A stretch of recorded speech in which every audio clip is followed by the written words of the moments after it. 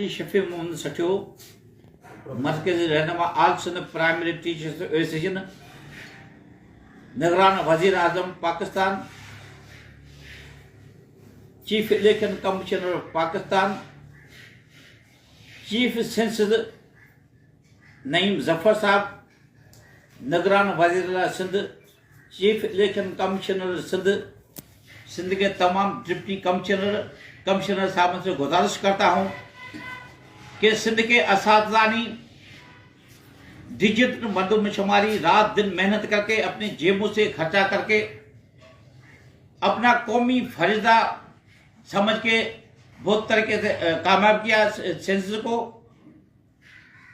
हमें उसके पैसे नहीं दी जा रहे।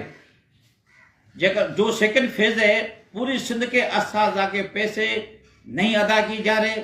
आपने अपनी जेबों से खर्चा किया, पेट्रोल डलवाया, रात दिन मेहनत की। दुख की बात है हर काम टीचरों से लिया जाता है और उसका मुआवजा भी नहीं दिया जा रहा।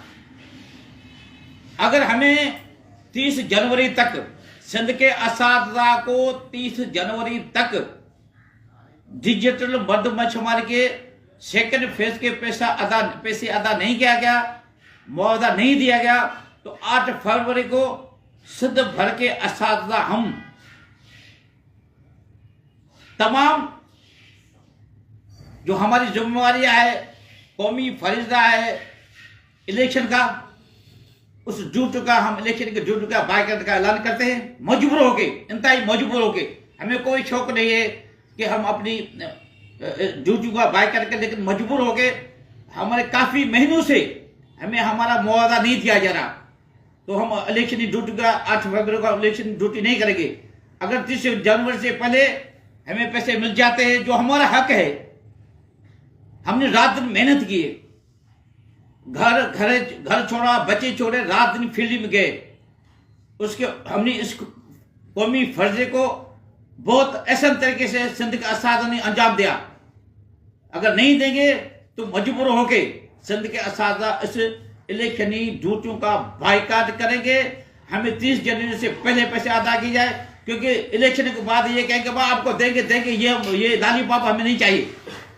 हमें हमारा मुआवजा दो, जो हमारा हक है, जो ड्यूटी का इलेक्शन के ड्यूटी का बायकॉट ऐलान करते सिंध भर का असातिज़ा बरादरी इस ड्यूटी में नहीं करेंगे।